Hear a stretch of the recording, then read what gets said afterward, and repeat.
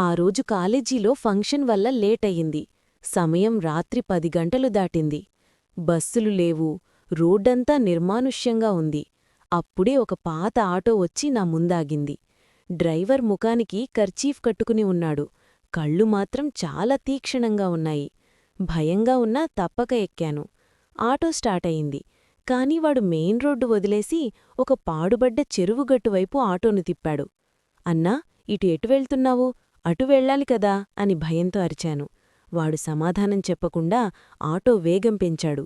ఒక చీకటి చెట్టు కింద ఆటో ఆపాడు. దిగు, నీకు ఒకటి ఇవ్వాలి అన్నాడు. నేను వణుకుతూ దిగాను. ప్లీజ్ అన్నా, నన్నేమి చెయ్యకు, నా దగ్గరున్న ఫోన్, డబ్బులు తీసుకో అని ఏడ్చేశాను. వాడు నవ్వుతూ, భయపడకు పాపా, రాత్రంతా నువ్వు పడ్డ కష్టానికి ఇదొక్కటే విరుగుడు. ఒక్కసారి అది నీ లోపలికి వెళ్ళిందంటే ఆ హాయే వేరు అని ఆటో వెనుక సీటు కిందనుంచి ఒక పొడవైన నల్లటి వస్తువుని తీశాడు. వాడు నా దగ్గరికి వచ్చి నా చెయ్యి పట్టుకునే ఒక మూలకి తీసుకెళ్లాడు. వాడి వేడి శ్వాస నా ముఖానికి తగుల్తోంది. నువ్వు నోరు తెరువు, నేను దీన్ని మెల్లగా లోపలికి తోస్తాను అని నా గడ్డం పట్టుకున్నాడు. నా ఒంట్లో ఒక రకమైన వణుకు మొదలైంది.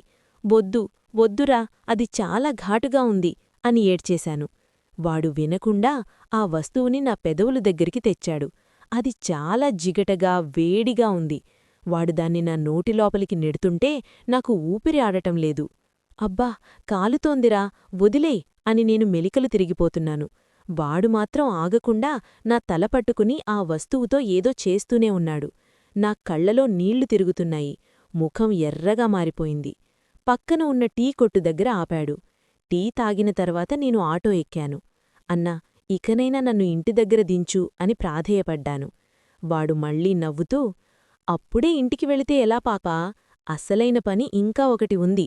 అది పూర్తి చేయకపోతే నీకు ఈ రాత్రికి అస్సలు నిద్రపట్టదు అని ఆటోని మెయిన్ రోడ్డు మీద కాకుండా ఊరి చివర ఉన్న ఒక పాడుబడ్డ మెకానిక్ షెడ్డు వైపు తీసుకెళ్లాడు.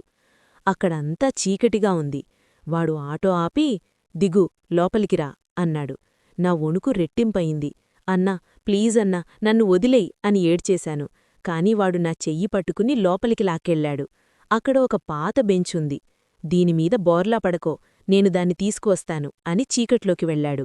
కొద్దిసేపటికి వాడొక పొడవైన నల్లటి వస్తువును పట్టుకుని వచ్చాడు. దానినుంచి వింతగా శబ్దం వస్తోంది. వాడు నా దగ్గరికి వచ్చి నా వీపుమీద చెయ్యి వేశాడు.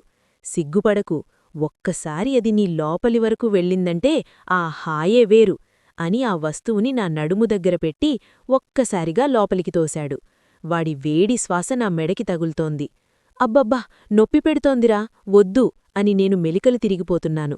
వాడు మాత్రం ఆగడంలేదు. తన శక్తి అంతా ఉపయోగించి నామీద ఒత్తిడి చేస్తున్నాడు. నా ముఖం ఎర్రగా మారిపోయింది. ఆ వస్తువు నా చర్మానికి తగులుతుంటే ఏదో తెలియని విద్యుత్ ప్రవహించినట్టు అనిపించింది. అలా ఒక 10 నిమిషాలు ఆ చీకటి షెడ్లో మేమిద్దరం ఆ వస్తువుతో కుస్తీ పట్టాము. అప్పుడే వాడి ఫోనికి లైటొచ్చింది. ఆ వెలుగులో అక్కడ ఏముందో చూసి నేను షాక్ అయిపోయాను. అక్కడ ఉన్నది మరేంటో కాదు, ఒక ఎలక్ట్రిక్ వైబ్రేటింగ్ మసాజ్ స్టిక్. అసలు విషయం ఏంటంటే, నేను ఆటోలో కూర్చున్నప్పుడు నా నడుము నొప్పితో ఇబ్బంది పడుతున్నానని వాడు గమనించాడు. వాడు పార్ట్ టైంగా ఆ షెడ్లో మెకానిక్ పనిచేస్తాడు.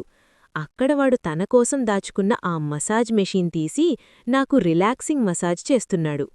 ఆ షెడ్లో ప్లగ్ పాయింట్ ఉందని నన్ను అక్కడికి తీసుకెళ్లాడు. ఆ మెషీన్ వైబ్రేషన్కి నాకు మొదట నొప్పి అనిపించినా తర్వాత నా నడుము నొప్పి మాయమైపోయింది. నేను నిజంగానే సుఖపడ్డాను, రిలీవ్డ్.